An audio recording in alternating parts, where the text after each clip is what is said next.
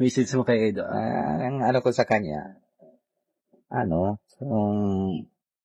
maging matatag lang siya. Tapos, ingat-ingat lagi lagi siya Observation.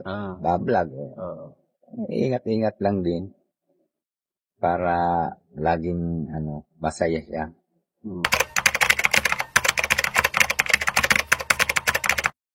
So yan nga guys, good morning, good afternoon, and good evening pong muli sa inyong lahat, no? Ito muli ang inyong lingkod, Batang Elio. Tayo nagbabalik guys para bigyan naman po ng reaction yung part 2 ng interview ni Sir Olives kay Tatay Beran po, ano? And malalaman din natin dito guys kung ano yung may mga advice si Tatay Beran para kay Papa Eds at yan ay malalaman din natin mamaya. So bago tayo tumuloy doon, syempre, huwag natin kakalimutan magtamsak guys. And sa mga hindi pa nakapag-subscribe dyan, baka naman. And tuloy-tuloy lang po natin supportahan ang buong Team Kalingap sa pangunguna po yan ni Kuya Val Santos Matubang, Ate Ed the Vlogs, and syempre si Kalingap Rab. So, samahan ninyo, dire-diretso na tayo guys. Let's go! Yes, sir.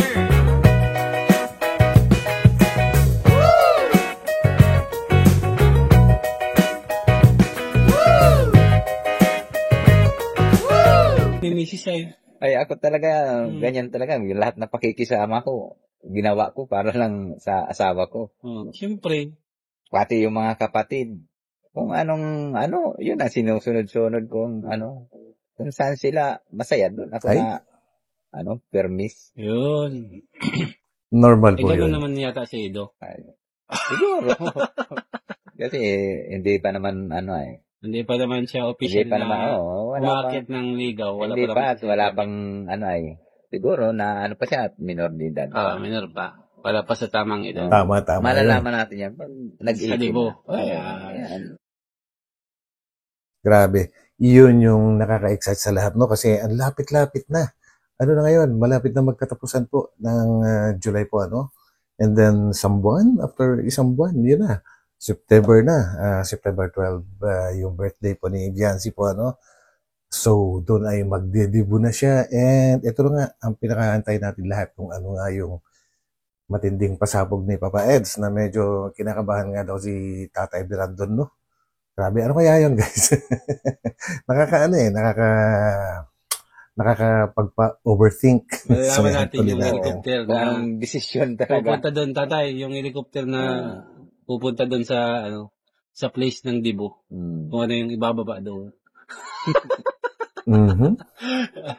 Yun, Will you marry me? Tamang-tama po yung sinabi ni tatay na walang problema. Basta at least makapagtapos nga si Biancy ng pag-aaral. Kasi hindi naman din talaga natin masabi ang buhay. Kumbaga, kumitsin Importante yun. meron din kasi akong kakilalang ganyan, tatay, yung yung matali, yung babae, valedictorian sa high school. Opo. Tapos inasawa siya kaagad nung nagka-tricycle. Medyo may edad na din yung Siguro kung nakapagtapos yung babae, medyo maganda ngayon yung buhay nila. Magandang kasi kahit mawalan man ng For trabaho sure. yung mayroon pa din magtatrabahong medyo magaan lang. Hindi may And one more thing guys, no, idadagdag ko lang sa mga pinag-uusapan nila, and actually nabigyan natin ng reaction yung tungkol dyan.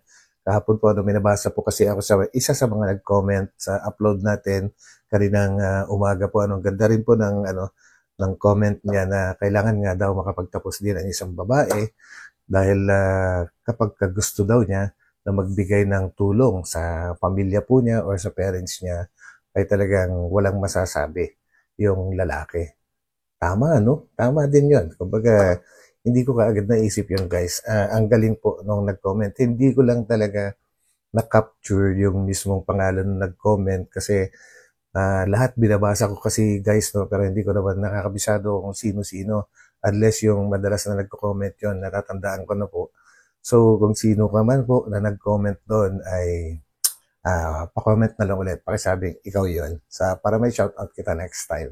Ganda ng idea mo. Oo, ay kung hindi walang tinapusan din yung babae, ay katulong lang mahirap. Oo, mahirap pati nga ng bilihin. Mahal na mahal. Wala din. pagod lang yung asawa mo. Pero kung may tinapusan yan, hindi siya mahihirapan kasi makakakuha siya ng magandang. Professional siya. Makakakuha siya Kahit ng... pagkatara-tricycle ka lang, makakatulong na din yun sa pang-araw-araw. Yun, kailangan po yun. Para at least ay walang sumbatan. Ay, opo. Para, inasawa ko mo kung ano pa bata pa ako. Tapos, Saka ayaw ko din pati yung maasawa anak ko na susumbatan na ako nagtatrabaho. Kaya nga, gusto ko makatapos yan kasi ayaw kong sumbatan siya na siya sasabihin ng lalaki, ay ako nagtatrabaho dito. Ako decision kung ano ang gusto kong gawin. So yun guys, no, yung sinasabi ko nag-comment kaninang umaga dun sa upload natin, parang sakto din dito sa sinasabi ni Tatay Veran po, na talagang pagka nga naman kumikita rin yung isang babae, ay hindi talaga siya masusumbatan nung kumikita na isang lalaki. Kaya sabi ko sa mga anak ko, mga babae, tapos kayo para may trabaho kayo, hindi kayo susumbatan ng mga asawa nyo. Yun talaga sa panahon ngayon. Dapat parehas na kayo, Karamihan po sa ganyan talaga, ang medyo may anong lalaki. Talagang yan isusumbat yan. Hindi baga natin masabi ang panahon. Kumbaga, actually, hindi naman po lahat ng mga lalaki ay ganun, no? Pero may mga kilala rin po ako na naging ganun nga. Kumbaga, dahil siya yung kumikita, siya yung provider talaga sa family and talagang gusto niya, siya yung nasusunod sa lahat. Kumbaga, para na siyang isang, tawag doon, yung diktador. Ang hirap po ng ganun, guys. Yan naman ay nangyayari kapag hindi mo totoong mahal yung misis mo, kaya mo nagagawa yun. Pero kung talagang, kasi iba-iba din pagka naman yung babae, kahit hindi naman kumikita yan, kung talagang pinararamdaman naman niya yung pagmamahal niya sa isang lalaki, parang imposible naman na magiging ganon si lalaki po, na nanunumbat. So, nasa magandang, siguro yan, sa kung harmonious yung kanilang samahan, ay hindi rin siguro mangyayari yun, guys, yung nagkakaroon ng sumbatan, kasi bago po kasi umabot sa sumbatan na ganyan, ay meron pang pinagmulan na maliit na problema yan. Kumbaga ay mga maliliit na problema na naipon hanggang sa may sumabog. Yun yung aking pagkakaalam, guys. Yun ang aking opinion, and kung ano man po yung naiisip nyo pwede maging dahilan doon, ay pa-comment na lang din. Kasi ako naniniwala na basta-basta mo na lang susumbatan yung asawa mo ng ganun-ganun lang na walang ibang kadahi-dahilan. Siguro may mga hindi pinagkaunawaan yan na naipon, guys. Hindi naman si Edan tutukuhin natin dito. Hindi naman po. Kumbaga, may mga lalaki kasi na pag napangasawa na yung babae, tapos naanak ka ng naanakan. Tapos hindi nakapagtapos ng pag-aaral, nagang anakan na nga. Tapos pagdating ng panahon, iiwanan. Yun nga. Kawawa naman. Yan naman yung point ko sa didiscuss ko kaninang umaga po na upload, kahapon na upload. Yun naman yung pinaka main point ko doon na kailangan makapagtapos din ng isang babae kasi pag dumating yung time na nagkaroon ng dahilan at naghiwalay kayo, iniwan ka ng isang lalaki, hindi ka masyadong apektado kasi meron kang armas para sa sarili mo, para buhayin yung sarili mo. Ganun na rin yung mga anak mo. Hindi masyado, although sabihin natin, apektado, pero hindi ganun kalakas yung impact kaysa naman yung wala ka talagang alam sa paghahanap buhay. Yun ang masaklap doon. So, talagang kailangan talaga makapagtapos at makapagtrabaho din ang isang babae. At least may alam siyang pangkabuhayan. Ang kawawa po doon yung anak, yung mga anak. Yung mga anak, tapos yung asawa din. Yung asawa, kawawa din. Pero mas kawawa yung mga anak kasi paano yun mabubuhay? Magugutom. Kasi hindi yung kakayanin ng mag-isa ng Kaya ngayon yung babae ay ng katulong. Tapos yung pinapasok na trabaho. Yung asawa, wala na. Nilayasan na sila. So, napakahirap nun. Yun po talaga. Kaya, tama yun na tuloy yung pag-aaral. Kahit maging magkaroon na sila ng relasyon o kaya patanid na kung sinasabi, at least nag-aaral. Makapag-graduate. Walang problema yun. Para pagdating ng panahon, Kumbaga, walang maging problema. Hindi mahihirapan. Hindi mahihirapan. Future. Correct. So, ibig nilang sabihin, guys, ay, pwede na sila ma-engage anytime pagkatapos ng dibuko ni Viancy. Pero, hanggat maaari, wag na sana munang mag-asawa or nasa sa kanila na yun. Kung gusto nilang magpakasal, hindi naman daw makikialam yung parents, pero kailangan talaga tuloy-tuloy yung pag-aaral ni Viancy. Pero the best talaga na magtapos po muna siya. Yun ay galing sa aking sariling po guys. So, opinion po At kung talaga nga namang mahal siya ni Edu, yung talagang buong-buo yung pagmamahal niya, kahit pa umabot siya ng 50 siguro, aantayin niya. Well, medyo exaggerated po yung aking sinabi na 50. What I mean is, makakapaghintay siya hanggang makakapagtapos ng pag-aaral si Papa Edu, si Biancy. Kung talagang mahal po niya. Yun po yung ibig kong sabihin. Sa mga anak nila. Kasi tayo man bilang mga magulang, ang iniisip natin, yung kapakanan na lang nila. Kasi noon, ang matatanda, pag babae, hindi nila pinapaaral kasi yung lalaki daw. Yung lalaki daw po magbubuhay. Noon yun. Noon na panahon yun. Actually, totoo yun, guys, no? Pero ganun pa man, marami pa rin nakapagtapos na mga babae kahit no mga earlier days. Yung mga 1940s, 50s, yung mga ganyan, kahit yung mga mas nauna pa, ang dami pa rin mga professional, kahit dati na, ng mga babae. Iba na. Dapat parehas para magaan sa, sa pamilya. Hindi sila mahihirapan. Parehas sila may trabaho. Tama. Dapat talaga para sila makapagtapos. Although, sa kapatid, bata pa naman si Bente. Wala ang problema yun. But at least, talagang makapaghantay pa si Papa Eds. Talagang, wala namang problema. Basta kaya niya yan. Makagraduate. Kumbaga. Although, alam naman natin na may savings na, pero, nauubos kasi yan Nauubos na ng savings. Hindi naman palaging kasi minsan, magandang panahon. Hindi naman baga permis may Kaya nga guys, yung advice ko kahapon, actually, I'm sure ganun din yung takbo ni Edo dun sa ina-advise ko na pagka kumikita, habang kumikita po, nag-i-invest. Well, nakita naman natin si Papa Eds, ganun siya, di ba? Nakakabili siya ng lupa. Ilan na ba yung lupa na bili niya? And nakabili siya ng sasakyan. And hindi yun hulugan. Kumbaga, fully paid ka agad yun. Di ba? Napanood po natin yan sa vlog ni Kalinga Prab. And ngayon, nag-iisip na naman siya ng negosyo. Kahit binata pa siya. So, tingin ko talagang hindi ito mawawalan ng pagkakakitaan. Kahit mawala pa siguro yung sinasabi nila, na mawala man na YouTube, hindi ito magugutom. Madiskarte din di ba guys? And alam ko, nasubukan na rin yung mag-work dati sa Laguna. Kumbaga, mahirap po yun. Hindi naman ganun katindi yung hirap, pero yung sahod, hindi ganun kalaki, pero napagtyagaan naman niya. Yun, and nagplano rin siya dati na mag-abroad, bago pa siya nag-umpisa na mag-vlog. So, talagang, hindi siya tumitigil sa paghahanap po ng paraan, para kumita. Hindi kagaya ng iba pagka nawalan ng pagkakakitaan ngayon, parang tinatamad na maghanap ulit. Mag-aantay na lang ng swerte. Marami pong ganun guys. Aminin natin yan. Nakapag-graduate.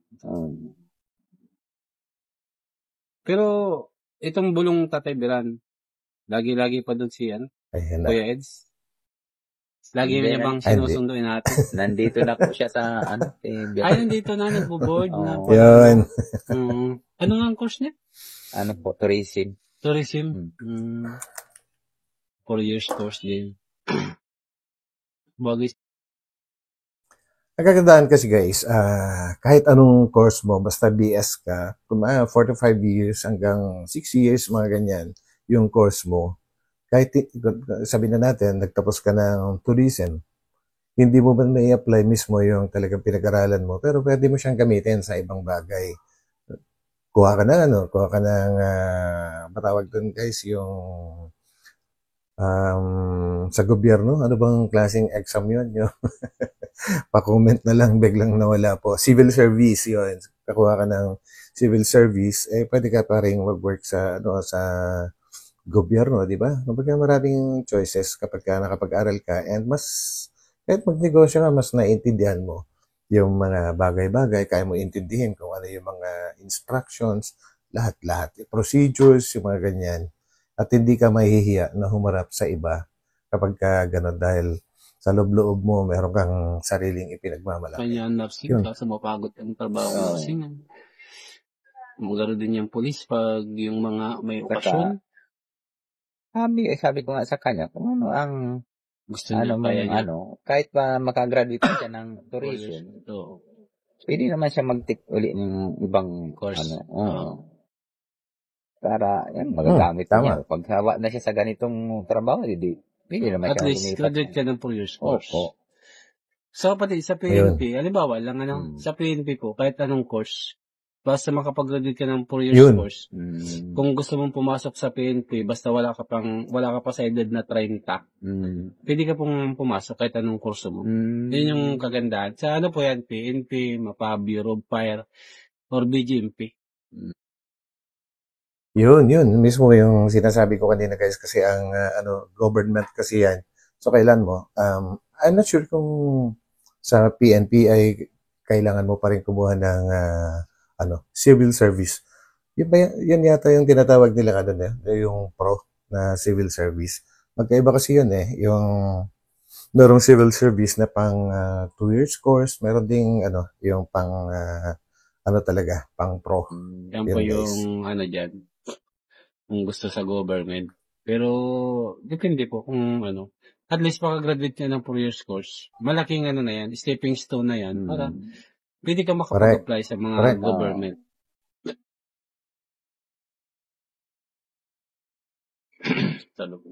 Sana, baga, tuloy-tuloy lang.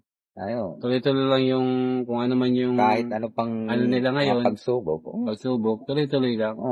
Kasi alam mo naman tatag lang ang dyan. Tiwala. Sabi ka nila, EDSI matatag. So, tiwala. Ayun na. Ayan, huwag sirain. Para magtiwala sa sarili. Message mo kay Edo, Tatay Dalan. Message mo kay Edo. Ang ko sa kanya. Yan. Maging matatag lang siya. Tapos, ingat-ingat lagi lagi siya bablog. Ingat-ingat lang din. Para laging, masaya siya. Inspiration pati, no? Laging nakangiti ngayon Pag nagla-live, nakita mo yun. Laging naka-smile. Laging masaya siya. Inspired. Yun ang nagagawa ng inspired pag nagmamahal ka na. Nagiging makulay ang buhay. Ay, oo. Ako nun, ganyan. Grabe. Nagdaanan naman na natin yan. Tapos na tayo dyan.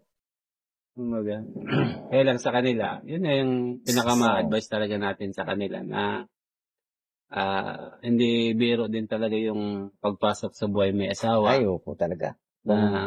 Kala ko sabi ko, sarap siguro pala mahirap pero masarap. Hirap at sarap talaga. Kasi iba yung nagtutulungan kayo Makakaramdam kayo ng mga pagsubok. Kasi iba yung asikaso ng asawa sa magulang. Totoo yan. Yan yung pinagkaiba. Yung talagang iba yung asawa sa magulang. Ganda nung sasabihin ni Tatay Beran dyan, guys. Naniniwala po ako dun Yung magulang kasi parang given na yan asikasuhin tayo. Pero pag yung mahal mo na nag-asikaso, mas masarap sa pakiramdam. Mabilis kang gumaling. May kasama nyo ng Doon ako bilib kay Tatay Beran, which is yung mga bagay-bagay na lahat subukan niya. Siyempre, dinaanan na niya yun, which is napakatotoo po yun, guys. Na kapag kayo minamahal mo at nagmamahal din sa'yo yung nag-aalaga sa'yo, ang bilis mo talagang gumaling. No? Compared sa iba. Kayo na. May kasama din naman pagmamahal yung magulang. Pero iba talaga yung... Special yun. Special yan. So, yan yung tinatawag na haplos pagmamahal. Special na pagmamahal na yun. Sabi, abangan natin yan, Tatay Beran, ha? Ayan. Anong mangyari okay dyan, yun, anong abangan natin sa libo. Oo. Yun nga yung inaano ko kung anong talaga. Pasabog eh. Pasabog yun. Kahit ako, nag-iisip ako dyan sa pasabog na eh. Pero may haka-haka na. Na may lilipad daw na helicopter. Yun nga ang sabi ko ba? Nako, ayan na naman. Purpose na sabi ko. Parang, ko lang na-imagine ko lang. Will you marry? Yung mga Sir Olives, pareho tayo nang naisip. Pero, malamang, hindi pa siguro yun na magpo-propose siya ng kasal. Ay, hindi ako sure doon. Pero kung gano'n ang mangyayari, ang dami pang matutuhan yan. Sana tayo doon. And, nangako ako, guys, last time, mga 2 weeks ago, nangako ako dyan na kapag nagkatuluyan talaga sila at nagpakasal, kahit malayo ang Bicol, nako, at mararating ko yan. 2 lechon, galing kay Batang LU. Lechon na baboy, hindi lechon na manok. Yan, malinaw. Kakaka lang natin. Malalaman natin yan. Sa mismong D-Day. Yan nga, sabi ko, ano daw kaya yung patabong. Abangan natin yan, Tatay. Pero talagang nakakakilig kasi yung dalawa eh. Iba yung love team ng dalawa kasi. Kaya maraming iba mga talaga. OFW, mga sponsors na talagang nakasuporta sa kanila. Kasi yung kaibahan kasi ng EDSI, hindi man sila gaano nagsasalita. Pero yung kanilang tinginan and yung body language po nila, ang dami pong nakaka-relate eh. Ang dami pong nakaka-relate. Yung walang exaggeration, hindi sobra-sobra yung mga pinapakita nila. Kumbaga, natural na natural lang. Kaya maraming kinikilig dyan eh. Kasi halos lahat tayo, dinaanan na natin yun eh. Parang alam na natin kung ano yung susunod. Kaya ang daming nakakagusto. Kakaiba talaga yung galawan ng EDSI. Yan guys. Pero yung pakilig nila, yung natatamang lang talaga. Tama lang. Proseso, hindi yung lumalampas na sa... wala. Hindi lumalampas sa...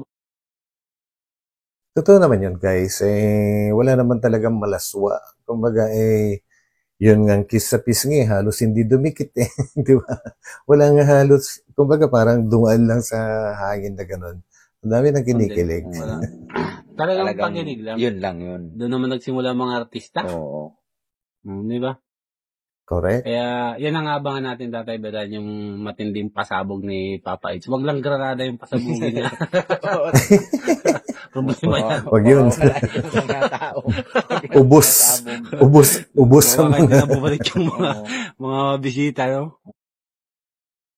Ay, Sir Olives, hindi na talaga makakabalik kasi sabog na eh. Okay, Tatay Beran, hanggang dito lang ang bulong natin. Salamat po sa munting interview sa iyo. Thank you so much. So, ayan mga kalingap, maraming salamat po. Support po natin lagi ang EDSI. Ayan, thank you so much po, mabuhay. And yes! Ayan guys, so natapos na yung part 2. Malamang baka may part 3 pa ito pero nagpaalam na siya kay Tatay Beran. So maraming salamat muli sa inyo lahat guys sa pagsama sa akin dito sa part 2 and God bless po. Magkita-kita tayo ulit sa aking susunod na upload po. So ingat po ang lahat. God bless. Bye-bye.